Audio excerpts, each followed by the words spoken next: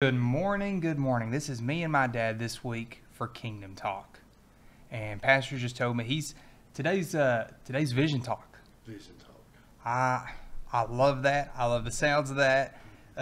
Ready to get going. First things first, I wanted to mention this to everybody. If you text the number 423, and we'll have this on the screen right now, 589-1650, you can text directly to Pastor. And also, this is where we send out encouraging text messages. This is where he sends out his thoughts. When he feels something really special for Sunday morning, he'll text about that. So please join in on that. 423-589-1650. Pastor, go ahead. We're just flowing out so many directions. It's an exciting time. Yes, it is. I really want to speak to pastors, to young ministers, especially to young ministers. So honored that you and John Mark are following and Papa in my steps, just carrying the gospel on, telling this generation that Jesus still saves, heals, and delivers. One of my favorite scriptures, and I have 1,000, one of them is Galatians 6 and 9. And let us not be weary in well-doing, for in due season we shall reap if we faint not. Every level of ministry, every outreach has a plowing time, a seed planting time, a watering time, keeping the weeds away time, and then there comes a harvest. Oh, We want to get a vision and harvest the next day. You got to wait sometime. You got to encourage yourself. You got to weep over it, pray over it. Every vision, every outreach, everything you try to do for God, the enemy's going to try to hinder, block, discourage. Sometimes he'll do it through powers, principalities. Sometimes he'll send good people to destroy your vision, to stop your vision. And let us not be weary in well-doing, for in due season we shall reap if we faint not. How old are you now, Mike? 28. 28. I remember 28. Me and your mother, we'd been married about 4 years. And I remember my vision and my dreams. And here 28 years later, some of them are just now happening. Some things I dreamed about, prayed about, kept my heart, guarded my life. Not reaping until 28 years later. So I want to speak to some young preachers and pastors. You may have been pastoring 1 year, 5 years, or 40 years, but in this Kingdom Talk today, get you a new vision. Brother Paul asked me Sunday, said, what's your thought just where you are with God? I said, one thing on my mind, when people gather around my casket and I'm gone, I want to know my life has made a little bit of a difference in the kingdom of God, to touching somebody, to helping somebody. So I remember Micah started out probably one of the shyest preachers in the world. Bashful, just real timid, real shy, no self-confidence, couldn't look anybody in the face, couldn't talk to anybody. Just so I guess just beat down by life, I don't know. And then the Lord started just dealing with me, tugging on me. I didn't want to preach at first. I wanted to live for God, and I'd clean bathrooms, wash windows, open the door, get the heat on. I wanted to live for God, and I wanted to do something for God. I didn't really want to be behind the pulpit with the microphone. And then he began to give me sermons and messages and thoughts. Then there come a day that just preaching a message wasn't enough. I wanted to one-on-one touch people. That's what I want us to talk about today. This is the vision that you probably got bigger than me, but I want to pass on to you. I don't want just a pulpit ministry. And listen to this. Let us not be weary in well-doing, for in due season we shall reap if we faint not. And he said, while you're waiting, I never caught this, while you're waiting, as we have therefore opportunity, let us do good unto all men, especially unto those who are the household of faith. So you just don't preach a sermon, go home with the next sermon. In between, you got to search for opportunities to do good unto all men. Just to do good. Oh, I love that. Do good. Whatever it is, do good. You know, this is January. Everybody's setting their vision board, their goals, their plans for the year. Quick pause. Definitely go to our website and get our free spiritual checklist. To start out the year, do a checklist looking over yourself, lining everything up by the Word of God, and that's 100% free, oasisministries.com. But we've always said this is where I want to end up. I've never heard someone use verse 10 and say, but what are you doing in between? God tells us if we want to be rulers over many, well, how's that verse go? We got to be trusted over the few. Yeah. How can we just say, God, I want the microphone, I want the big outreach, I want to change the world, and we're not willing to do good where we're at right now? Dad, this is a thing that wins our neighbors to the Lord. It really is. It really Wins our bosses to the Lord. Well, no, I'll take this to the next later. My friends are real big on going out and witnessing. Yeah. Going out witnessing costs me 4 hours once a month. He didn't really say go out and witness. He said let your life be a witness. Oh, man. Going out and witness costs you a little time. Letting your life be a witness. So take that backslider out for lunch. Give him some time. That person that's discouraged, call him and say, hey, I'm going to sit down and talk to you. I don't want you to give up. Let your life be a witness. Allowing people to come into your life, laying your life down for others. Count your life not valuable to yourself, but you might help others. No greater love is this in any man than a man lay down his life. Real ministry is 3% preaching, 90% dying to yourself. Only 3% of the time you're preaching. Other time, and you got to have a vision in between. You gotta seek opportunity to do good unto all men. So let's go back over our years. So when I met your mom, I met your precious mother, and it was probably March. I went to Penton Gap, Virginia. That would probably been '83, and it snowed. We had a snow, and Brother Bud was with me. We had a 3 or 4 day revival. We preached night about at her church, and then I took the tent back and we started talking. And when I was first preaching, I had a little old raggedy tent. I'd take it down during the day and sew on it, glue on it, so I could preach as all my finances allowed. Never had anybody stay in hotel rooms. These preachers go put their tent up, go to the hotel. I step in the truck seated or either on the platform. Every once in a while, and then every once in a while somebody would invite me to the house to go eat a meal and take a shower. And if not, then I'd wait till everybody leave, and you just go down to the creek and take a bath where nobody is. And I did it hundreds of times because I wanted to preach the gospel. Or go to a BP station. They were always pretty clean. And you lock the door, and you just brush your teeth, wash your hair, do what and get ready for church. Because we wanted to preach to God. We had to, that was what our finances allowed. And then married your mom, and we started evangelizing. And then we wanted to do more. And one of our big first things was we started giving away cassette tapes. And we'd make them one at a time. Then we saved up money. Back then, the duplicators was $1,300. Wow. And in 1987, 88, $1,300 was a lot when you're living on a tiny income. But we saved up, bought us a duplicator, and started buying tapes and giving them away. No price on them, giving away. We got to where we were mailing out 500. Then we got to where we're mailing out our back then our mail list. We're mailing out 700. So we needed a small computer, and we needed a printer, a copier. So our offerings didn't allow it. So we were home for 4 days. We went to Cracker Barrel to eat, and I stopped at the Homestead Hotel out there, Mr. Ramsey, and I said, sir, any work I could do? He said, yeah, I need these rooms cleaned. And we cleaned up those hotel rooms where they were hanging sheetrock, brought the 4-foot piece sheetrock back, did the back of the church. And in 2 weeks, we made about $2,500. And we went and bought a Canon copier and our first little laptop computer to print labels with. And that's We still got the laptop. we still got it. It's still got a Bible course on it. Yeah, and the laptop still boots up, if you believe that or not. So now then we go forward. Now we have this amazing 3-story studio. Now have 11 employees, and just copiers and duplicators. But I'm gonna tell you something. You got to start somewhere. I feel like somebody saying you dream long enough. Get up, start. Contact us here. We'll give you some ideas. But get up and start. Start you an outreach.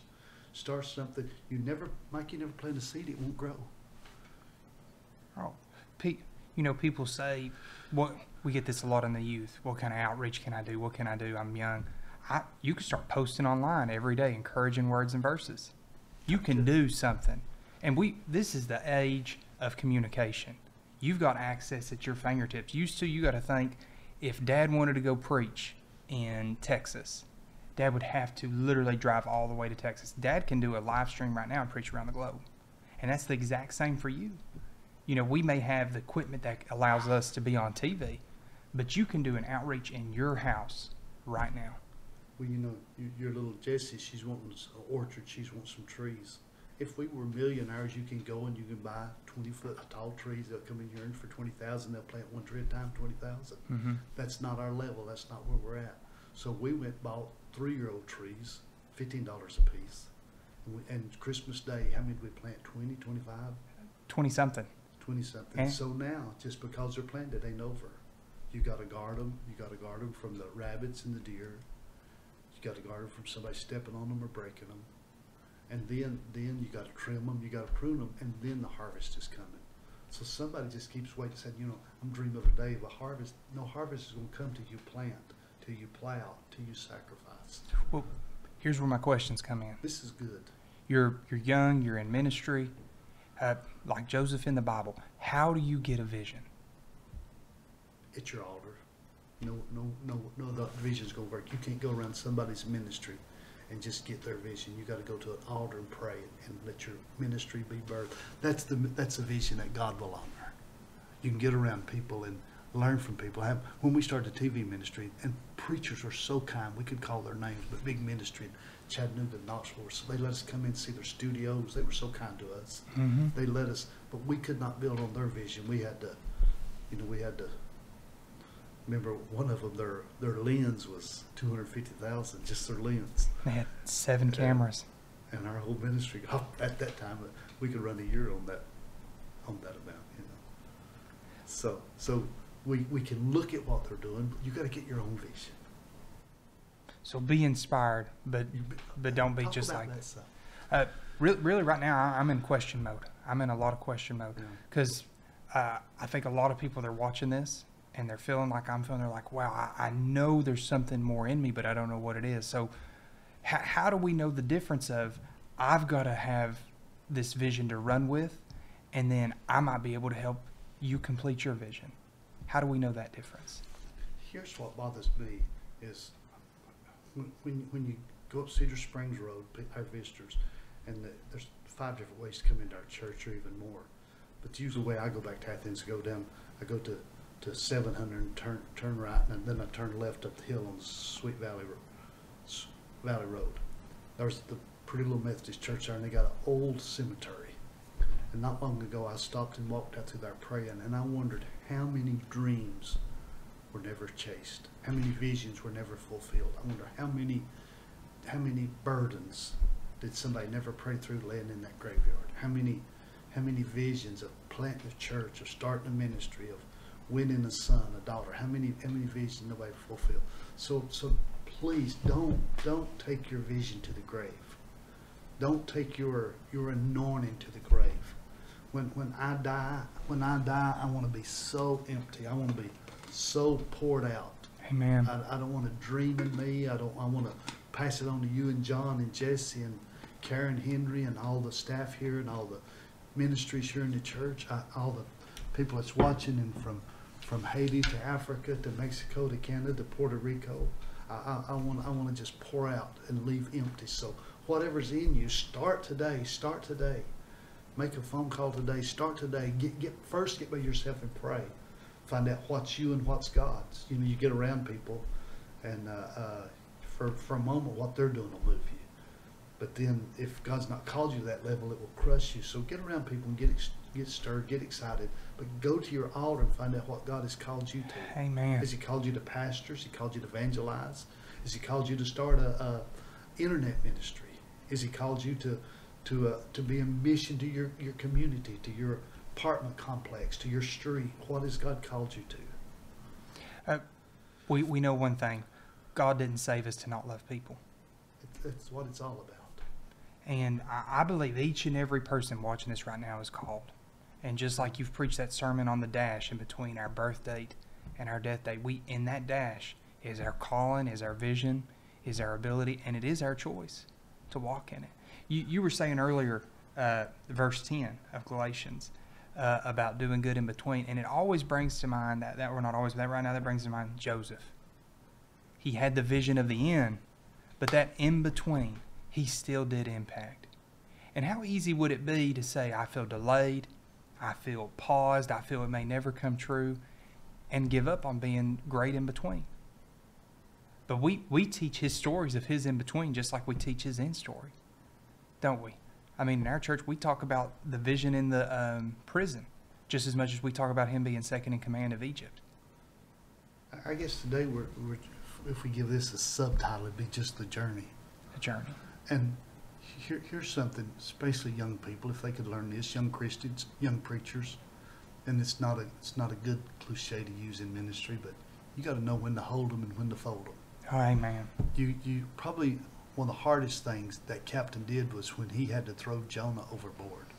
You got to understand, there's how many billion people are there in the world? 7 point something right now. 7 billion people. And that person, you're not the only one God's called to. And sometimes you got to realize that some season God sends people into your life, and at that same season the enemy sends people in your life to perplex you, to detour you, try to get you to take a detour. And sometimes you just got to wipe a tear and hug somebody's neck and say, I will pray for you and I'll love you, but I don't think at this season I'm the one to win you. And I can't give you all my time. You're consuming my time instead of saving you. You're drowned in me. So wow. Do you believe the enemy is so scared of our vision? Oh, he is. Oh, he is. Why so scared of our vision? Because it destroys his vision. Oh. Jesus came to destroy the works of the devil, and the vision that Jesus puts inside of me destroys the vision that the devil has. The people I'm going to contact, Satan has a vision for them, but I have a vision for them. So that means... That's not good. That's good. I feel chills right now. So that means when I'm working my hardest to do the kingdom of God, oh, yeah. That means it literally contradicts and angers the devil at his max. Oh, you're preaching now. I think I can safely say this to people. Have you ever felt like you're directly in the will of God and wonder why it's so hard? Oh. It's because it directly contradicts the enemy's vision. They're opposites. Complete opposites. Kill, steal, and destroy. Give you life and life more abundantly. Anybody can float with a boat downstream, but to roll upstream, you got to paddle and push and pull. And that's what life is. We're pulling against the current of life. The current is trying to take people to outer darkness, to eternal hell, to destruction. And we're pushing against the current, trying to pull them out of the fire, hating even the garment spotted by the flesh. So I can, it's no big deal. I can deal with people's attitudes. I can deal with people's words and all this. But when a heart don't want to be touched, and he told Ruth, Boaz told Ruth, he said, don't you go to no field that I've not been to, that I'm not dealing with, that I don't own. And so Jesus is saying, you know, Anthony, if you're out here and you're dealing with a soul that I'm not dealing with, then if I'm not dealing with them, how are you going to get them ready? So we need to find people that God is dealing with at that time. It don't mean he'll never deal with this person, just means he's not dealing with them today. And all that means is you know, nobody's picking apples today in Tennessee. It's not that season. But there'll be a season people go to that orchard and pick. So we need to leave people alone when it's not their season and find somebody that is their season. That's what causes frustration. If you're watching this right now, I ask you, send this private message or tag your youth pastor or pastor. One of the most hurtful things is when you give your all and don't understand why none of it works for somebody. Oh, talk about this. It breaks your heart.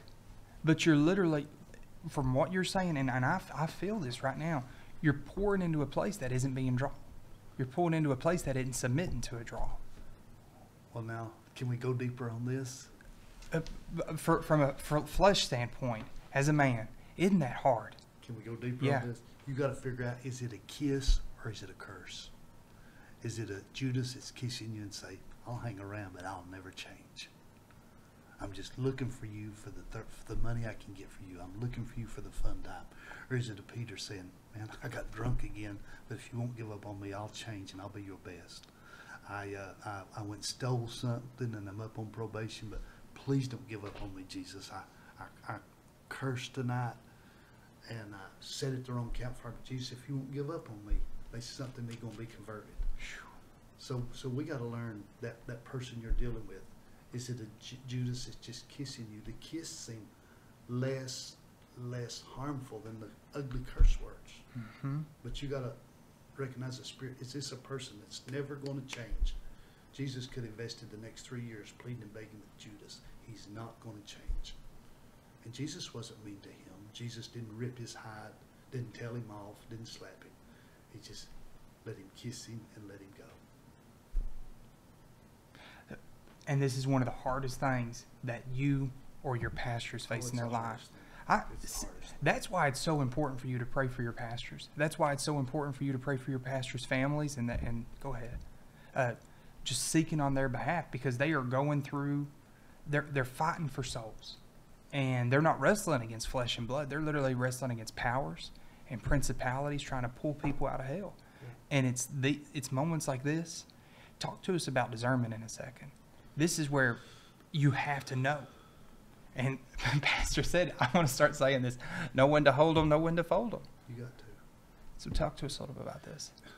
You just can't get your pattern and say this one did this one did this. That's where it's got to be. You gotta have a prayer life. You gotta have discernment. Only comes through prayer life. And Micah, you probably got one of the most keenest spirits of discernment that me and Mom talk about all the time. Just people can walk up and Lord let you know real quick if their motives or reasons why they've come, or what, the ministries grow to the place now where so many come just want to see where we can take them. And I love it when somebody comes and just wants to be part of what we're doing and not part of where we're going. I love that. And it's, me and a pastor talked about that the other day. When Brother Greg was talking about that, the people that love you for where you can take them, then people just love you just because you're you. What a difference. I think if you watch this more than once, because there's so many golden nuggets in here, Pastor's saying. But isn't it true? You can't judge one person by another. You really can't say, well, this has happened before. From what I know, this will probably happen with this person, because it's such an individual basis. Well, the Bible talks about we ain't supposed to compare ourselves or measure ourselves. But some measuring you need to do every once in a while. Let's hear it. Is step back in the mirror and measure yourself. It's what I'm doing, growing. Hannah's one. We're about to have a new grandbaby. We're about to have a new one in the family. She'll have this baby in 9 months. But for a little mother hen, she gets hers in 21 days. And then there's others it takes longer. So the seeds don't always mature. So you can't compare yourself to what somebody else is doing in their season, but it's what you're doing. Are you sure? Are you sure this is what God has called you to? Are you doing this to please your husband, your wife, your mom, or your dad? Are you doing this to impress or please your pastor, or just because you love ministry? If you just love ministry, it will break you. You got to love Jesus. One of the saddest phone calls I ever made, I called one of my buddies, and he was in a mess. He'd left his family, and he was just living with. He's in a mess, and he asked me. He said, "Brother Wynn, what's wrong with me?" And I said, "I know what's wrong with you." I said, "You love ministry. When you got a microphone in your hand, it's going good. You're on top of the cloud, but you don't love Jesus at all. The first little bump comes, you quit, you throw up your hands, you give up."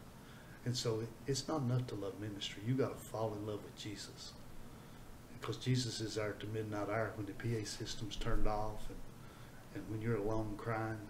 If you love Jesus, ain't nothing can stop you. So nothing will work in this end time if we don't fall in love with Jesus. And ministry will fail you. Jesus will never fail you. Ministry's like waves, it's just extremely high, especially during this season. Everything's a challenge. Every hospital visit, every funeral, just. So I have somebody sick now, but I've been around somebody sick, so I can't go to this person who's frail because I've been around somebody else. I feel fine, but it's all just you just can't read nobody's book. Ain't nobody been through this. You just gotta read the Bible. So. One thing, special thank you. Sunday night, we had candlelit service because we didn't have electricity. And with that heavy snow, it blew my mind how many people were able to drive out. And a special thank you to the young men who shoveled the parking lot and helped everybody get to their cars and the flashlights. It was a fun night. I came through the next morning. Yuns did a lot of shoveling. There was piles of snow everywhere. There's piles of snow today. It was everywhere. It looks like a bunch of those Tennessee nasty snowmen just piled up and dead everywhere. Do you remember? I'm sure Jesse remembers. Jesse, I still got pictures, but it's probably, I don't know, 2012 or 13. We had the big snow, Mm-hmm. and that was the night when we were changing the platform, and we wouldn't have had no PA system. And the Tuesday night, and still, me and you and Mom and Jesse showed up. We went and prayed. Mm-hmm. Had a sweet little service. So we just, we're out here. We got a lot of young people. They're going to go snow riding or something. So we're just going to have a church. If it's no more than open the doors and pray. Because what if a lost person came or somebody broke came? Just needing the Lord. Had some good prayer. Had some good prayer. I think we need to do a planned candlelight service, though. I loved it. Yeah. I want to, let's plan ahead and let's do a Lord's Supper like that. I think we need. Oh, wow. That last one was so powerful. So, okay, I know we're winding down, coming to a close. What is our challenge for this week with a vision? Take inventory of where you are and what you're doing. And let's be new. Jesse, let's do this. Let's take inventory of every outreach. Get with everybody in the office. I want to see a list of everything we're doing. And if we need to drop something, some things are just for a season. Mm-hmm. And it's so hard to drop something. Oh, man. But this virus, it's just shut life down. It's really a good opportunity for pastors to rebuild. This has been passed to them. They've always had to do it like this because it was passed. But now this virus has shut everything down, and one of the few good things that's come out of it is each pastor can start with their own vision afresh. It reminds me when that farmer, I asked him, why do some people have the burnt fields? It's a base of new nutrients to build upon. Oh, that's good. That's good. That is an opportunity. So what's some of your challenges that you can challenge people? Honestly, I think so much time in prayer, and you've said this before, this isn't nothing new, but we're praying to make our dream come to pass. And we're not praying enough, listening, what's his vision for us. And if we could take more time praying, but also some time really listening and saying, God, I am moldable, I'm pliable, I'm going to be Play-Doh today. If you can mold me and show me the direction I need to go in, God, I want to go there. Because I don't want to push so hard for my dream and it not be your plan. So I'd say that would be my challenge today, is evaluate because it's good for us to have dreams. I've got dreams, personal dreams, separate from spiritual vision. You know what I'm saying? Do you have that? Oh, yes. Yeah, it's good. We have the orchard. That's a personal dream. And it's good to have that. But sometimes I think it's good if we step back and evaluate and make sure none of those contradict and line up. Don't let people stop your dream. Oh, that's a good one. So your mom and I, and you're about 4 or 5 years old. Our evangelist ministry was just blooming, exploding. We were having opportunities to preach larger camp meetings. Doors were open, booked probably 6 months ahead. And just after being faithful for so many years, it was exploding. Drive through the parking lot, 2 o'clock in the morning, about 1998. The little old building sitting there, Daddy pastoring at Copper Hill and laboring here too. And this had become a hardship, a burden on Daddy. Mom coming down here. And rode through that night, God dropped a burden in my heart to pastor this. So rough building, gravel parking lot, outside bathroom, just a rough building. Needs so much natural work. And just a few $100s in the treasury. And your mother and I had somebody give us a property. We'd sold it. We took our money and paid the building off, and I guess we did that in about 20,000. And at 1990, 20,000 was a lot of money, especially when we was wanting to build us a house during that time. So we give. We've lived a life of sacrifice. We give, but then got all excited. We're going to pastor, and invited some ministry friends over. They looked at the building and they said, Brother Wynn, we love you and we respect you. This is not going to work. Ain't nobody going to come 7 miles from town to the end of this road. You'll never run over 10 or 15 people. You'll never get this building. You'll never get this building repaired. It'll never grow out here. This will not work. Not one positive, encouraging comment from all the people I brought out through here. But there's something in me. I'm not telling you I didn't cry, and I'm telling you it didn't sway me a little bit, but it didn't stop me.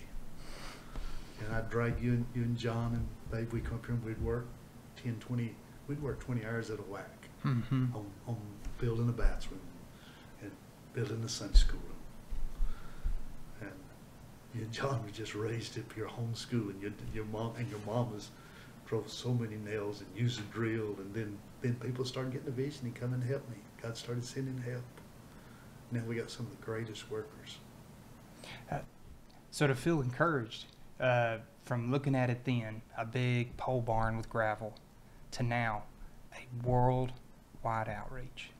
And now we're building like a hotel unit for visitors to come in and stay one night at a time. If you've not been out here, you got to come out to MDT Church Oasis Ministries. It's a campus out here. Like used to when you'd call and you would be on these support calls with someone coming out or doing this. Now you got to have all the buildings named. You got to send them to the right place. It is unreal. The kindness of the Lord. You know, we got visions and we got big visions playing for the youth right now. Some big ideas, things we're working on. What amazes me, and this is the thing I'm passionate about, is youth ministry. It went from a dream of doing something in youth to now. Do you know we have multiple youth outreaches? That is just too good. And inreaches, of course, at MDT. But we're doing. You've accomplished in your vision, you and Mom, and getting all these leaders in line has made an explosive outreach here. Changing the world. Got just a real encouraging call late last night for some folk in Georgia. We just went on Georgia 57, Channel 57. Desired to be on there for years. And somebody called and said, Brother Wynn, we're really enjoying the program. So, got some new ideas I want to run with you and Jesse. I just feel like some new doors are about to open for us. Some big doors. We had to pick up some things last night. Went to the grocery store and a young man walked up to me and said, been watching the podcast, and he's got a vision for his church to do a live stream. Made him passionate about it. You got to get with Mom, Jesse. You got to get with Mom. She's talking about people that's watching. Mom got a call from Kentucky. Said everything you and Jesse do, they're watching, and it's encouraging them so much.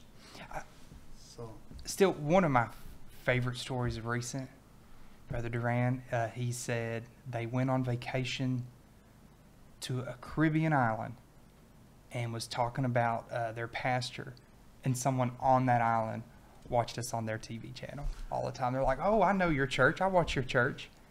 And they said couldn't even speak English on the island, but they watch Oasis Ministries. A little country preacher. Now we're in 47 nations. And went over 45 states. I didn't even know we were in some islands. Yeah. What it is. Well, we have partners. We have partners that support us from Puerto Rico. So our TV station, God bless you. When you get a TV station in some areas, sometimes it'll get picked up by another station and replay it. Yeah. So we don't have a clue. Because we got larger stations, we don't have a clue some of these places we're in. Isn't that wonderful? It's powerful. So what else can we challenge? So write it down, make it plain, and say, here's where I am now, but in a year I want to be right here. In a year I want to be, feeding the poor. I want to be evangelizing. I want to be helping my pastor. I want to be teaching a Sunday school class. I want to be feeding the poor. I want to make a mission trip. Amen. I just don't want to just occupy a church pew. I want to make a difference in somebody's life. So this is Pastor Anthony Wynn. Sure enjoyed this journey with you and with Jesus. Stay close to Jesus because he sure loves you. Thank you so much. Thank you for tuning in with us. Please send this to leaders in your life and use this in yourself and use this to see how you can grow and how you can be developed. If you could see, if we had pictures, and I'm sure we got some somewhere, if you could see where the church building was to now, you can see that God can do stuff. And Micah, anybody can accomplish a God vision. Anybody. Abraham, I know your age, and I know everything says there's no kids, but it's a God vision. God don't deal well with excuses. Moses says, I stutter, I'm not plain of tongue. And he says, yeah, but you're going to be leading 3 million plus people. And no, the world's going to laugh at you, but it's a God vision. You build that ark. And it happens. David, you may be the tiniest. You're going to kill the biggest giant. And we can say this all day long. So don't feel that anything in your life is going to limit you. If God gave you a vision, he already knows anything that you're worried about. And he's already got a plan. And I feel like prophesying to Joseph out there. That vision God gave you years ago. What was Joseph in prison almost 11 years? That 10, 11-year-old vision. I feel like I'm prophesying to somebody. It's about time to wake it up. It's about time. And I know you feel, and the Bible said that the cupbearer and the butler, the Bible said they forgot him. He was forgotten for 2 more years. But that God's about to wake up somebody's dream and vision. He's about to raise you up. This is your season. You be encouraged. Get back in your prayer closet. Get back in your altar. You can be encouraged. God is about to raise you up and fulfill your dream, your vision for this generation. Galatians. I'm speaking to you too, Micah. Jesse, I'm speaking to you. God, hallelujah. God has somebody's got a dream for this generation. Wake up that dream. God bless you. Thank you. Galatians 6:10. Your good moments in between. As we have our fourth opportunity, let us do good unto all men, especially them who are the household of faith. God bless you. God bless you.